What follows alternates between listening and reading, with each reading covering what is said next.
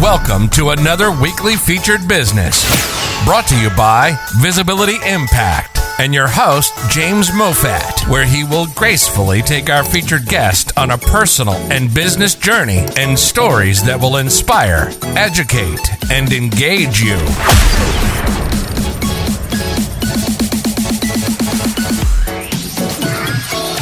Welcome to another Friday featured business brought to you by Visibility Impact and your host, myself, James Moffat. Today we have our 110th guest, Jessica Farda.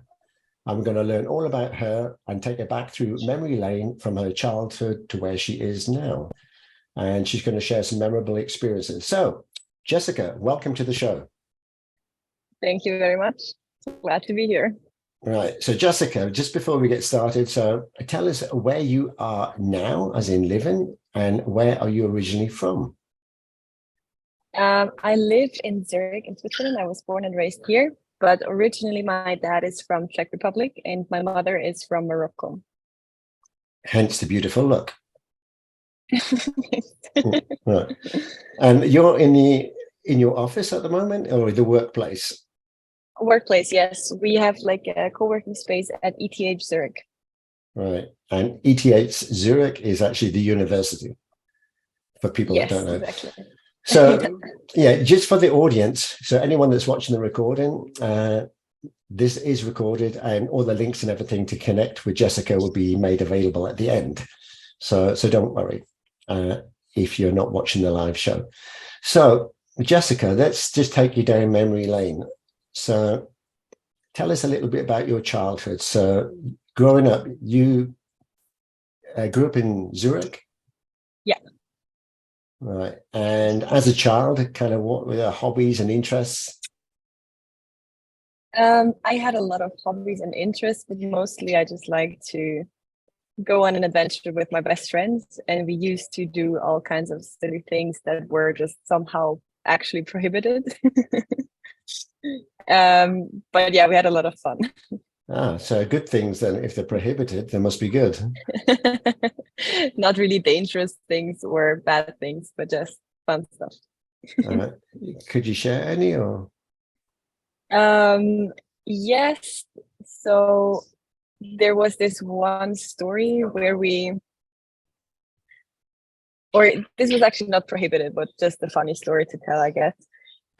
We were always selling waffles, or we were always selling something, and we wanted to extend our business and wanted to sell more at a time. So to get from A to B in a quicker way, we just put on rollerblades and we started to chase our customers so we can make sure that they will buy it from us.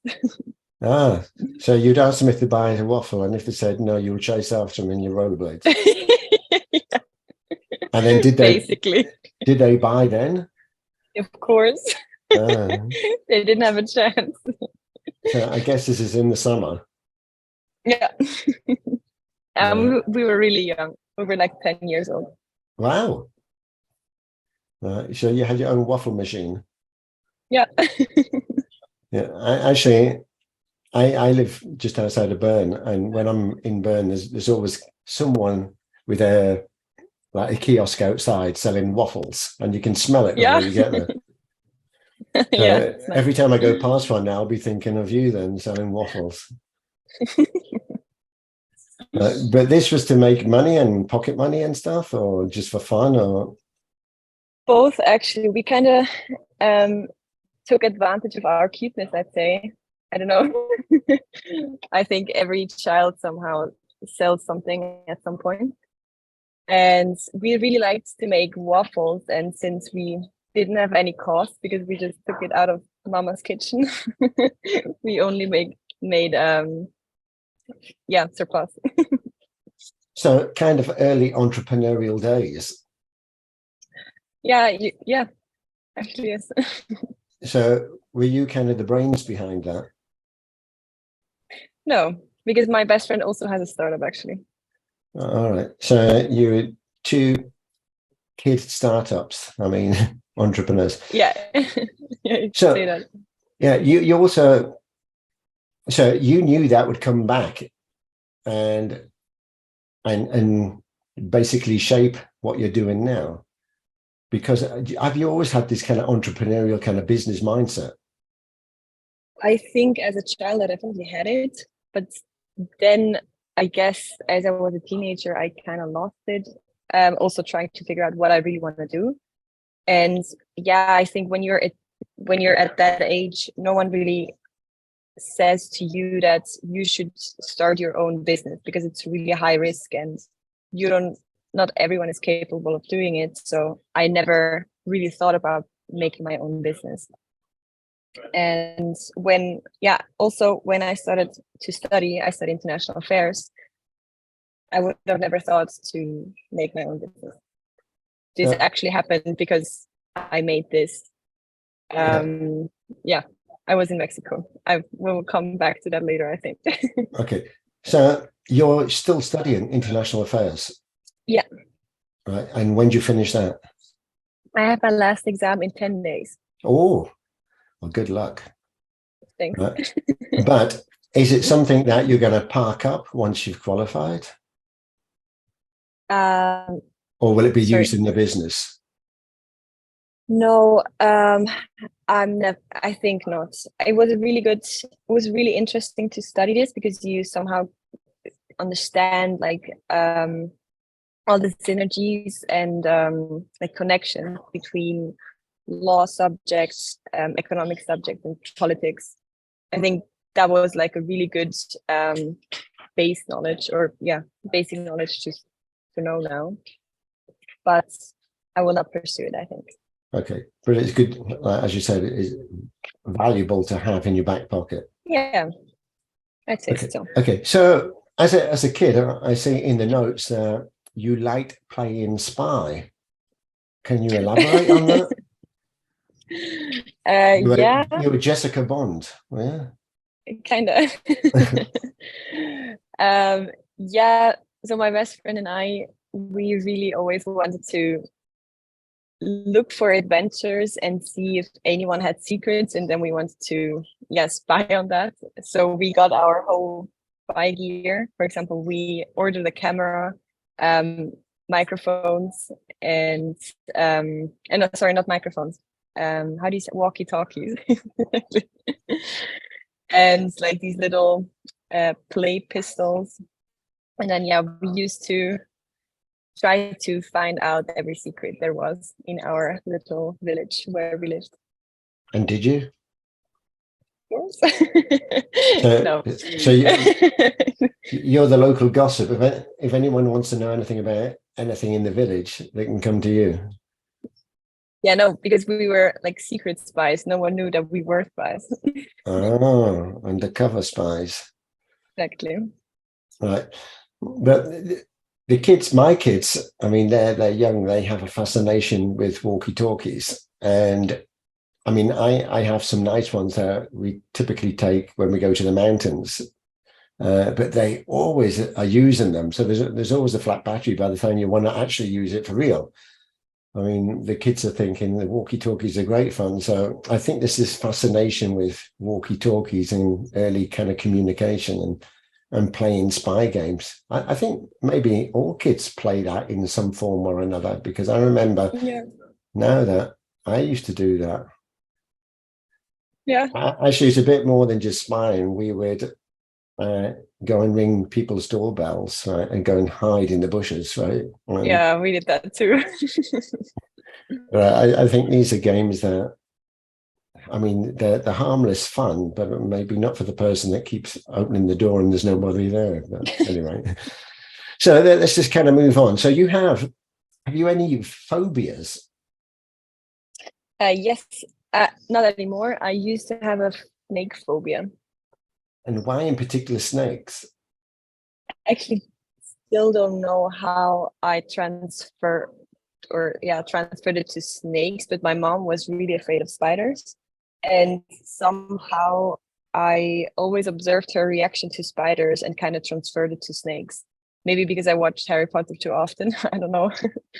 But yes, I was really, really, really afraid of them. I actually had nightmares, a lot of those. And I had to check the toilet every time I went to the toilet, or I had to check like under the bed if there was a snake underneath. It was just in my head. Of course, I knew that as well, but I had to check because I was so afraid. So you didn't like any snake movies? Not at all. I couldn't even look at a picture of a snake. I started crying immediately. Wow. So when did that start? I think it started when I was around 14, I guess. Then it became really intense. And you've got over it now? Yes. I actually had like a direct appointment with a snake. An appointment. You scheduled it? Yeah.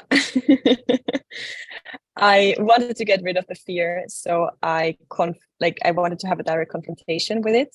So I booked an appointment at the zoo with a 25 kilograms and 3 meter long python. Wow. And there was a handler there that introduced you to the snake. Yes. And then I went with my former boyfriend, with my mom and a friend. And the friend actually recorded it, so we will have it forever. And my former boyfriend held my hands while the lady with the snake took it out of the box and showed it to me. And I immediately started crying first. And then my mom went to the snake. And then when I observed her, it kind of made click in my head. And I realized that it was just in my head. I don't need to be afraid of it. And then I watched her like pet the snake all the time, like this whole time.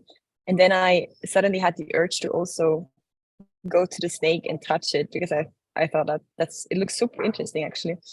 So yeah, I went to the snake and touched it. And then, in the end, I also held it in my arms. And after an hour, I was able to took it over my neck.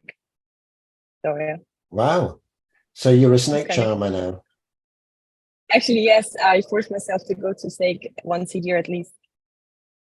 Excellent. So between that age, I mean, how long did you have the phobia for? I guess like around 5 years, but I don't know exactly. But now you're completely over it? Completely, yeah. Oh, excellent. Yeah, I thought you were going to say kind of you went to have hypnosis or something like that to get over it, but to actually confront and to meet the snake. Yeah, excellent. Congratulations. Thank you.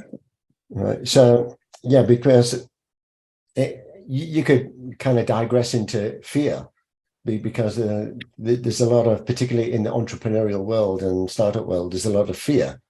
And it's you can actually, you say it's funny that you say that. I never that you make this connection, because I never really thought about it, that this could be a connection between it, the way I combat the fear of snakes with the fear of entrepreneurship.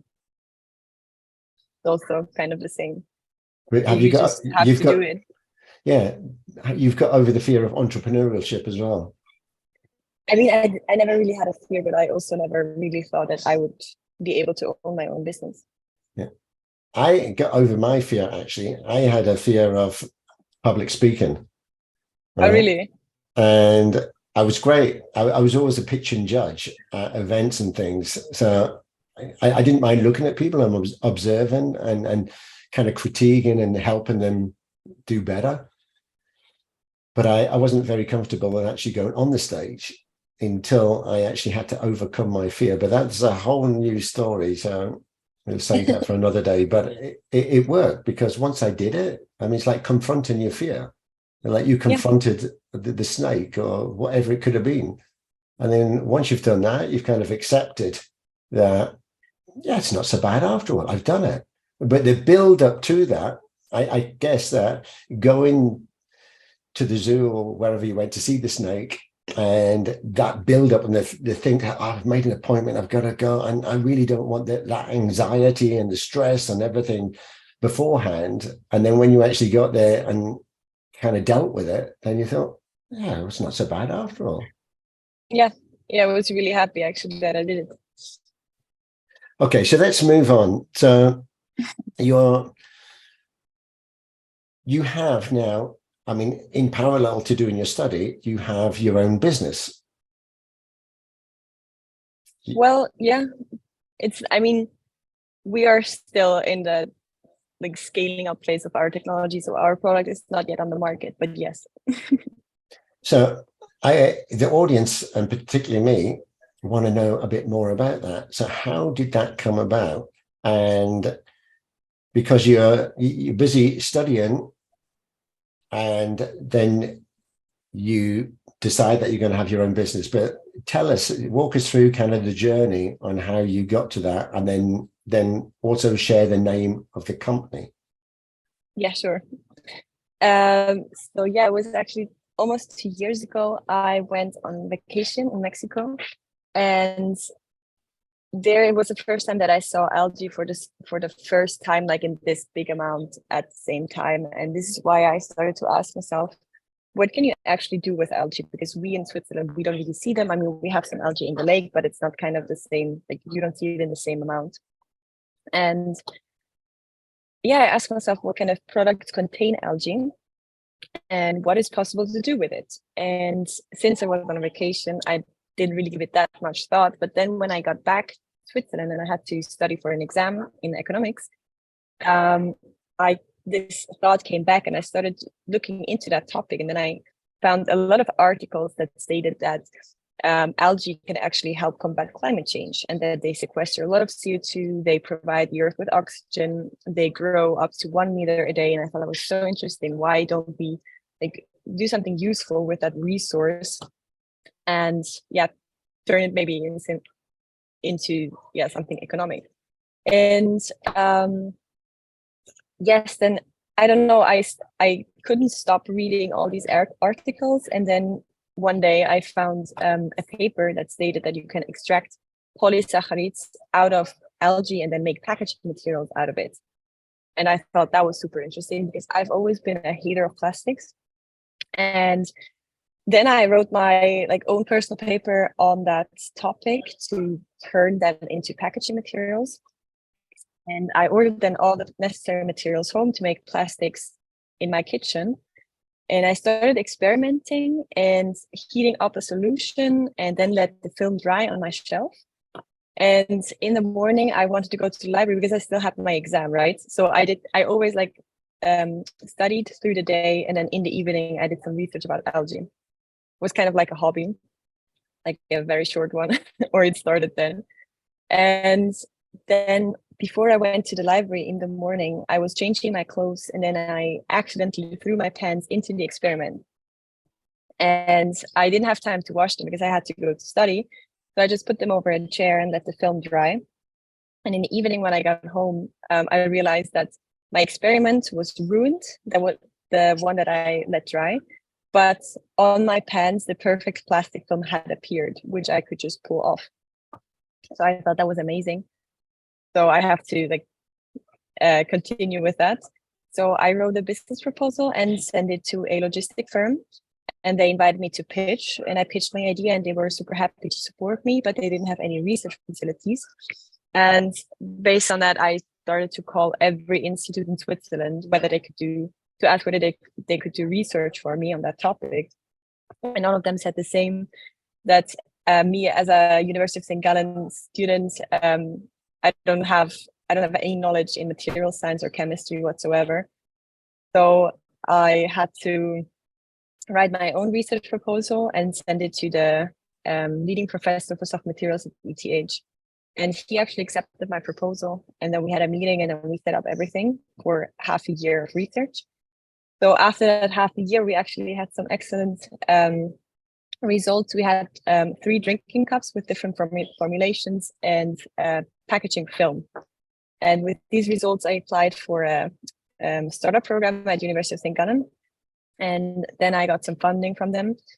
And I started to really get the business side and started to also look for team members and co-founders. And then I found my co-founder, which I have now.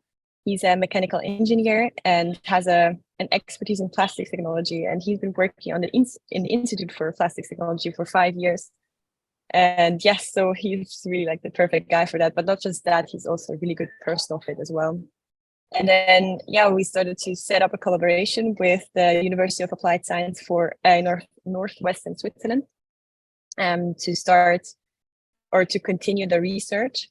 And then we were awarded for Plastics for Zero Emission and got a little bit of funding as well. And then we founded the company in September and also got a grant from Canton Aargau. And now we are still doing research at this university in the Institute for Polymer Technology.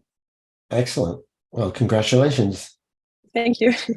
So this all started from a holiday in Mexico. Yeah. On the beach. Exactly. As you were surfing with the algae. Basically, yes.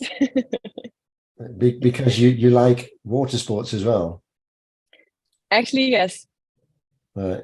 So you were there and your board got caught up in some kind of seaweed algae stuff and it threw you off. And you got a face full of algae and then the light bulb came on and you thought, well, I can do something with that. Yes, that's exactly how it was. Really? And I actually got really, I got really passionate about algae because there are so many different species with which you can do so many different things. And yeah, just even the way they all look so different. And yeah, I think it's super fascinating. Yeah. So you've kind of become an algae expert now. I wouldn't say an algae expert because the sad thing about like the whole growing your own business is that you don't really have that much time to look into every topic in detail. Right. So yes, I know a lot of stuff about algae, of course, but right. I wouldn't call myself an expert. Okay, I just want to kind of digress a little bit. So I work a lot with startups. So I worked with 2 startups from Colombia now at a fellowship program out of St. Gallen University. Oh, really? Yeah, and basically they went from 40, because there was originally 40 students, and then they had to form their own startup and build a team and everything. And then they went down, eliminated 20, so they went down to 20. And then they went down to 8 for the final. And then only 8 could then have a pitch off in front of an investor. So the 2 that I worked with both got to the final. And nice. very, very interesting. They've both been guests on the show, actually. I should connect you with them. Wait, can I ask the name of the startups? Sorry? Can I ask the names of the startups? I forgot what their names are. I'll share them with you. But there's videos about them as well. There's also the pitch. I help them with their pitches. So you'll also see the before pitch and the after pitch. So you're probably also attending Start Global in March. I know about it. I've asked them basically if I can support that. But yeah, I mean, you get passed from one person to another and nobody makes a decision. So if you know someone, then that might help. But yeah, just digressing again, my wife did a postdoc at EPFL in Lausanne. Oh, nice. Right, and she did it because she has a chemistry master's and a biochemistry PhD, and then she did a postdoc in nanocomposites and plastic polymers. Oh, that's funny, yeah. And they were looking at all plastic film and polymers that can be used as an alternative because it was more biodegradable. So yeah, maybe I can have a talk with her someday. No, definitely. I'll connect you with her because that was a study, and she worked with, I can't mention the names, but she worked with many different companies specifically around packaging. And there's some big names in Switzerland around packaging. So we could share that offline because I'm not sure if we can actually divulge or talk about them. So that was that. So then Pete, I know Pete had some questions and about seaweed and stuff. So I just want Pete to jump in. Oh, look at Pete there. My coffee. All right. So Pete, did you It's have not some? fair. It is not fair. But enjoy it. Well, we've been talking about vacationing in Mexico, so I feel like I'm right at home. Very close. No, I'm fascinated with it as well. I think it's amazing, and I didn't realize that there was so many different types. The article that I posted, that I put into the featured business link, talks about a gentleman and a company that started, investigating seaweed and its principles and how it could be used. And there's so many amazing things, right? You talk about the biodegradable nature of it. You talk about the fact that it helps, eliminate maybe carbon dioxide and promotes oxygen. And so there's so many things that are fascinating about it. And the whole idea of creating something that actually can, help the world be more sustainable is a powerful idea. Where are you along the path? And have you discovered that some of the different algae that you're looking at is better than others? And how did you go about discerning between one and the other? And where are you now on the selection process? So that was also something we did last year. We looked at all the different species that actually have the right properties to turn them into packaging materials, and then we had to narrow it down to like 3. And now we have decided on which species we're gonna have. It's from brown algae. They grow really, really fast, and they have the ideal properties for it. And at the moment, we have decided on what product we're actually gonna apply it on. And we are scaling up our technology at the moment, and we have our batch of testing all the barrier properties and biodegradability and everything. We're gonna do that in spring, and we actually will start setting up like a small production batch in autumn. This is so the case for now. If everything goes well, and it never does, is that we're gonna start producing in January 2024. Wow, that's exciting. You're right. Probably it won't happen in the timeline No. I'm hoping for, but even if it's January of 2025, that would be amazing. Yeah. And I imagine there probably is a lot of byproduct, or not byproduct, but like maybe excess. I don't know if that's come into the equation as well, because you always think about, okay, what about the extra supply? What do you do with it? How do you get rid of the extra? Do you just bury it or let it decompose on, in the building? No, we're actually trying. Or do you mean before we're creating it, or do you mean while producing our packaging? Well, I was thinking a while, but maybe there's only the best parts that you're taking and some you're not going to use. So I'd be interested in both. No, that's the beauty of algae. You can like use the whole. So we actually use the polysaccharides that you can extract, but the biorefinery that does that can use the byproducts to make something else. For example, you can produce algae oil with it, or they also use it, for example, for the research of biodiesel. So there are a lot of like different applications for that. Wow, that's really great. Yeah, I mean, and also I think the most amazing thing about, or fascinating thing about algae is that it's one of the most plentiful biomass resources on Earth, and their growth doesn't require land, fertilizer, or fresh water. They just grow in the water, and they grow up to 1 meter a day. So I think that by itself is fascinating enough. The idea that we haven't done anything with it really substantive to date is almost right.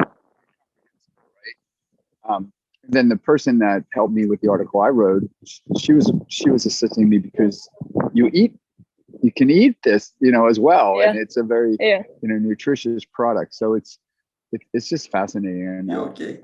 I'm okay. All right. Anyway, I just want to finish with saying I think it's fascinating, and I can't wait to see where this company goes. So I'll come off of the camera and the audio because I know it's really noisy over here. Yeah. Okay, thanks, Pete. So yeah, we've had another guest. Boyan knows her as well because she's also in Bulgaria, Galia, and she talks about seaweed as a product that can be used for many different things. I mean, more around the health side. So to eat it as a food supplement. And then we have another guest that talks about seaweed that's also used for cosmetics, right? And then I worked in Bern. I was with a startup program, and one of the startups were looking at algae as a source for energy. So to use that in data centers rather than batteries and everything, they've used an algae plant. And basically, that would be the new energy supply. And Yep. Very interesting. So algae has like a massive amount of use that's kind of overlooked. Yeah, it's actually insane. I don't really get why we never really did, or like why humans never really did anything with algae. Because when you look at the history, you can really see that algae has been applied for many things. For example, also for I don't know how to say that. Like, for example, when you bleed somewhere, you need to have a bandage, right? And for example, they also use algae for that, which means we can also maybe go look into that and see if we can maybe produce these bandages out of algae. Yeah. So let's learn a bit more about the business. Have you got a name for the business? Yes, it's called Noriware. And it's not the nori leaves that we actually eat. It's just a brand name because I figured that everyone knows the name nori because we know it from sushi or other Japanese dishes. But I actually didn't came up with it myself. I asked a friend what comes to his mind when he thinks of algae and what comes to his mind when he thinks of plastics. And he said nori because of the nori rolls, sushi rolls. And when he thinks of plastic, he thinks of tableware. And then I just combined these two names. Yeah, very good. But so you have a website that people can check out as well. Yes. I'm checking it now. Sorry? I'm checking your website now. Ah. It's really nice. Do you have now actual production facilities you produce now? Or? Yes, we have a small scale production facility in Brook. And do you have a software to support your processes and stuff? Some like accounting, warehouse, manufacturing, monitoring? No, we're not that far yet. We're still a really early stage. Contact me, I will give you a hand in this. Okay, I will. So I was just thinking packaging. I mean, there's so many different types of packaging, and I mean, it's known where to start. So is there a particular area? Yeah, I mean, you mentioned plastic cups, right? And the annoyance of like you could have a coffee in a paper cup, but it's got a plastic lid, right? Yeah, not just that. Yeah, not just the lids. It's also these cups. They also have a kind of a coating inside. And if you would put it like in the cardboard collection, it still has the plastic. So you have to actually throw it in the bin and it has to be incinerated.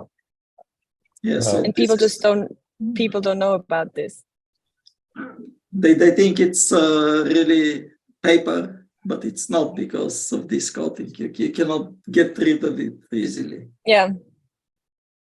Right. So have you thought, I mean, plastic cups are a massive thing. I mean, my wife is from Brazil and we often go there at Christmas times, and the amount of plastic cups that they use, I mean, for parties and things, I mean, you're going from party to party and it's just throwaway plastic cups. I mean, thousands of them. I mean, yeah, it's quite staggering how many are actually used, and kind of the posing of a plastic, traditional plastic, is a long time.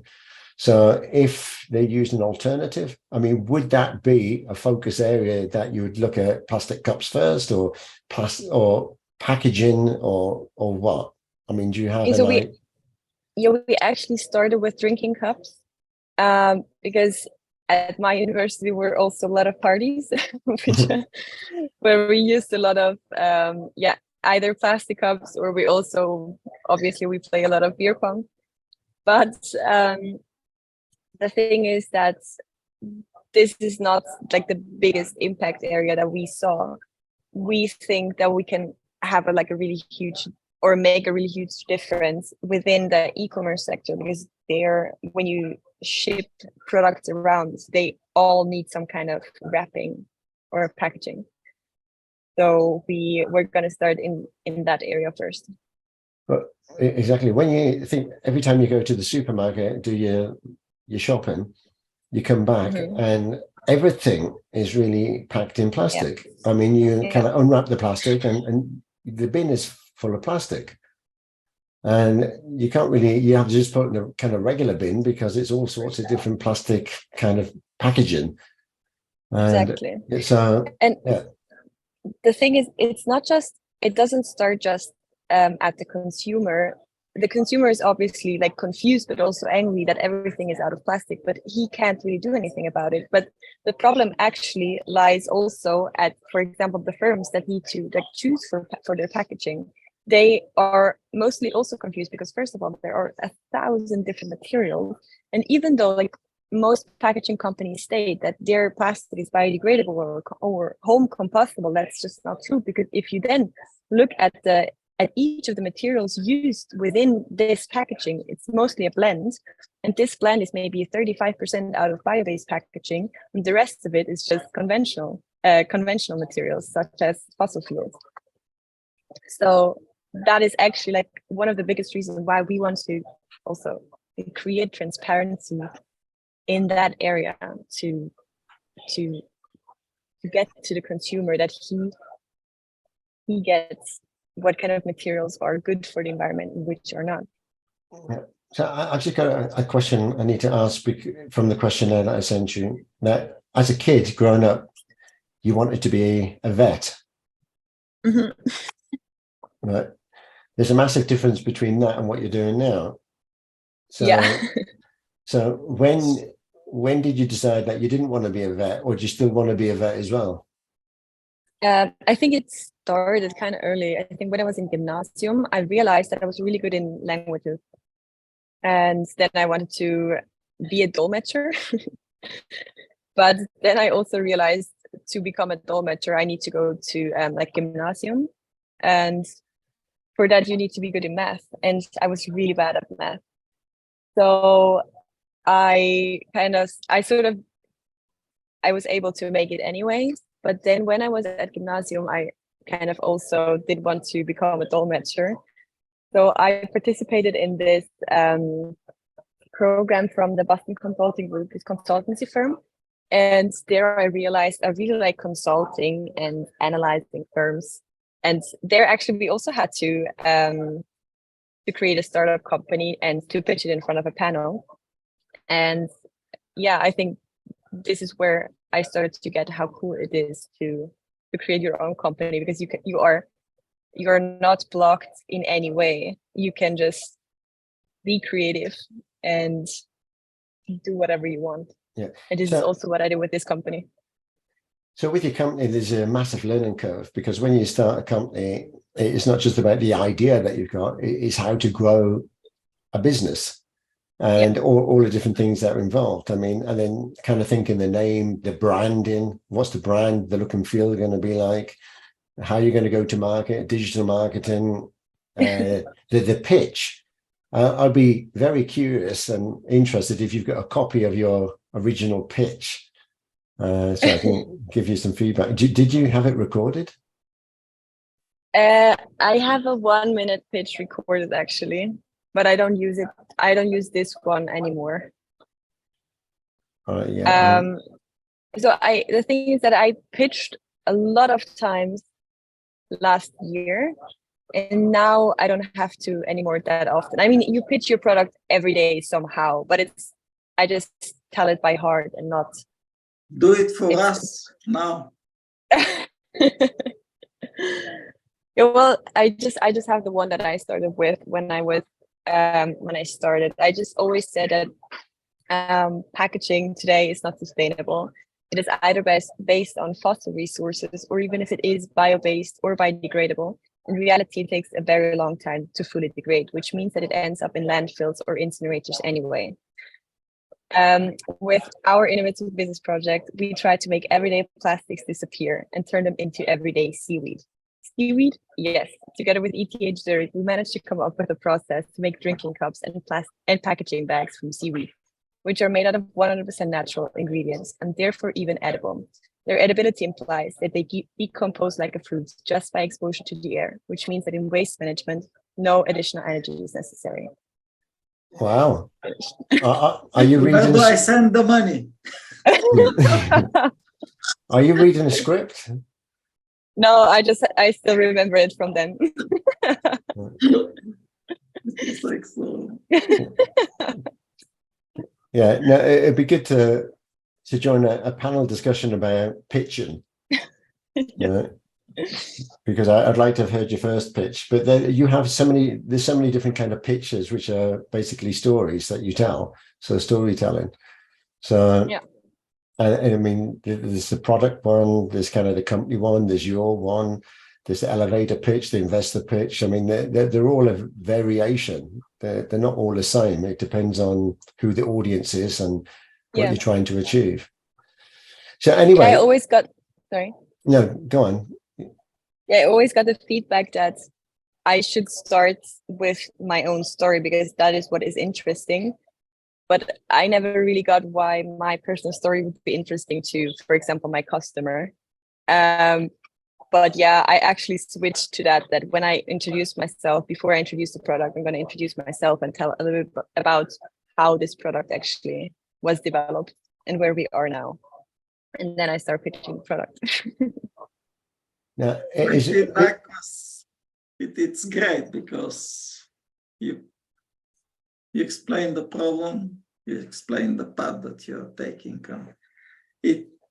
Then it will trigger questions and so on to make further connections. This is the role of the pitch at the end.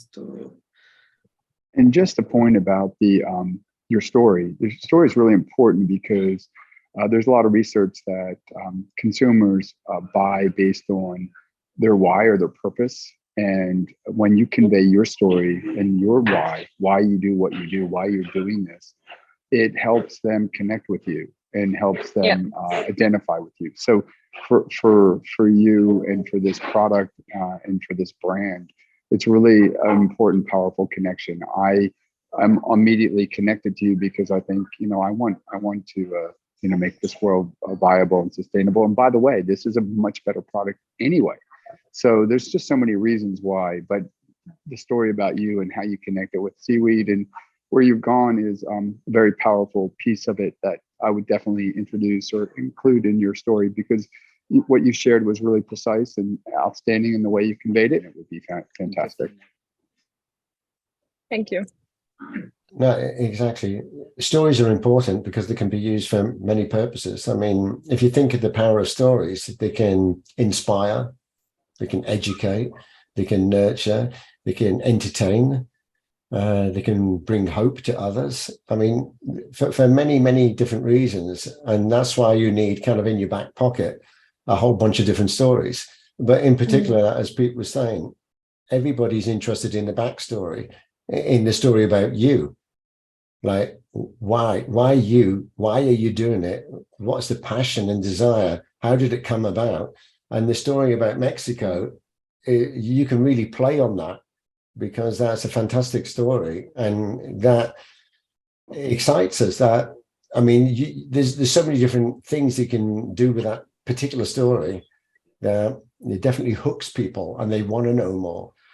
Your product doesn't have to be the best product. It's just a great alternative, right? And then you can build upon that. You're not going out there saying, "No, we're the best thing ever. We got the best packaging." No, you've got a great alternative, And if people start using it, then they'll see the benefits.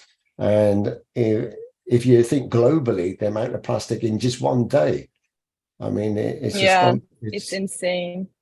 It is. And maybe you come up with the figures. You I think on your website you mentioned some numbers as well, just on plastic cups. Yeah. Right. So anyway, we're going to wrap this up in a minute. So tell us where you are in the business. So I think you touched on it already. So what is it that you need to move it to the next level, and where are you? Have you got the team? Have you got everything there in place, or what is missing? Time. That's the only thing. I have a really great team together right now. I love working with them. We're actually extending to another member. We will hire our first business developer from March onwards. We already, we haven't signed the contract actually, but yes, he gave us the okay. Yeah, so what we're doing now is just like figuring out the exact amount that we're gonna sell in the first year, also which machines we're gonna acquire for that, and with which production partners we're gonna work with, which pilot customers we're gonna work with. Yes, that's what we're doing right now, and also do like a lot of testing for the material. And to kind of produce your products, that will be done in Switzerland or elsewhere? We're going to start in Switzerland, yes. We have several production partners for that already. Right. And where are you going to get the algae from? You can grow it here in Switzerland, or you have to go to Mexico? Particular no, this particular species that we're using, we get it from France and England at the moment. All right, but then you can grow it here as well? No. Oh, okay. It has to be in a kind of algae farm or something. Yeah, we were also playing with that thought actually, but for now, as a small startup, you can't like think of everything and integrate everything vertically. It's just not possible. You don't have the resources and the capacity for it. So we have great like partners that we work with together already, and then from then on we will see what happens. Right, excellent. So have you got any questions, or have our audience got any more questions to Jessica?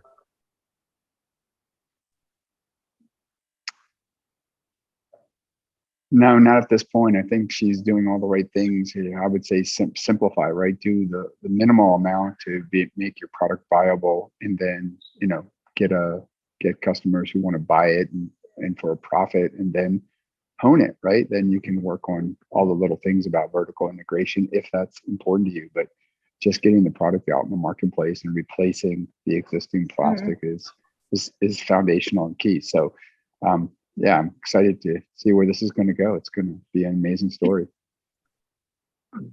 Excellent. It's amazing to meet you.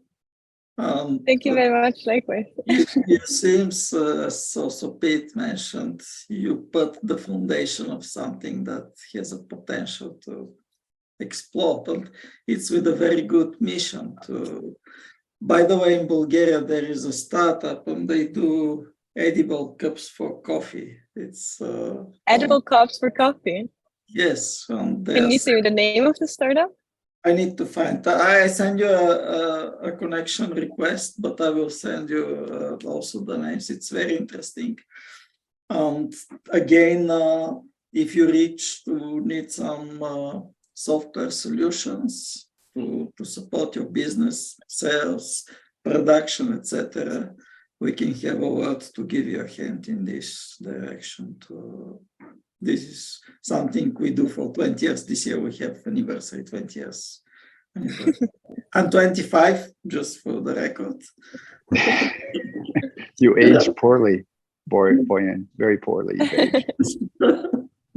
Yeah,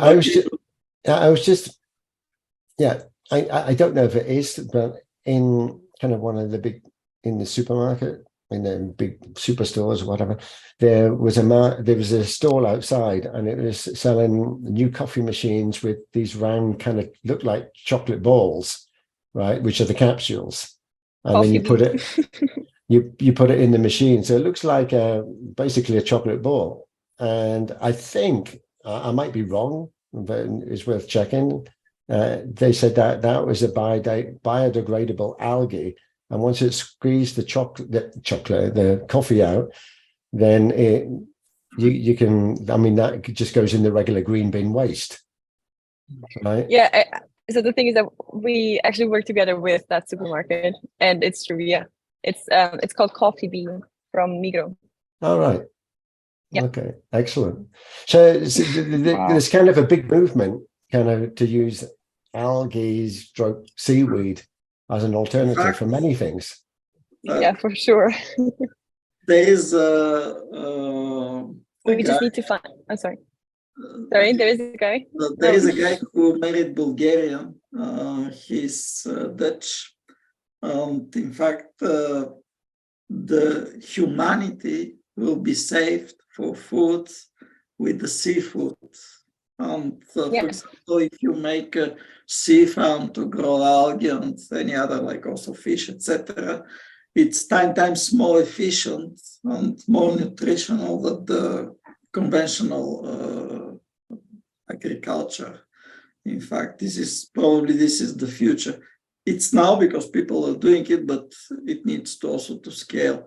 And it's from another side, what you do and also other companies, it's good for the nature, good for everybody. So it's more sustainable. This is what exactly.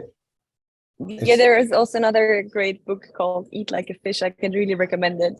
It really captures the essence of algae, and it's just a really inspiring story. I loved it. Excellent. So we're just going to wrap up now. So Jessica, have you got any final words?